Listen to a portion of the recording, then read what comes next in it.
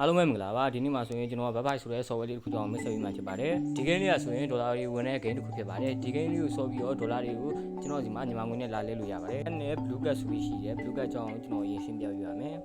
ကျွန်တော်ဒီမှာငွေထုတ်မယ်ဆိုရင်ပြီးပပုံရပါတယ်ခင်ဗျာ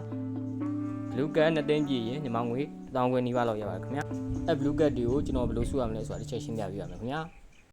ID ဆိုတဲ့နေရာမှာကျွန်တော်ပြထားတဲ့ကိုလေးကိုထည့်ပြီးဖို့မြစ်တာရက်ခံပါတယ်ခင်ဗျာ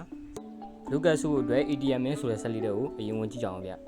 ကျွန်တော်ရဲ့ ATM ဆက်လေးထဲမှာဆိုရင်10သိန်းနီးပါးလောက်ရှိရခင်ဗျသူတို့ကဘယ်လိုပြောထားလဲဆိုရင်ကနန်းရှင်းလုံးပြည့်ရင်ထုတ်ပြီးမယ်ဆိုတော့အောင်ဘယ်လိုစုရမလဲဆိုရင်အောက်မှာ10ရုံလေးရှိခင်ဗျအဲ10ရုံလေးနေရောဆိုရင်ကျွန်တော်ပြထားတဲ့ level လေးတွေရောက်တဲ့အခါဆိုရင် coin လေးတွေကနေပြီးတော့လူကကိုပြောင်းလဲလို့ရတယ်ခင်ဗျ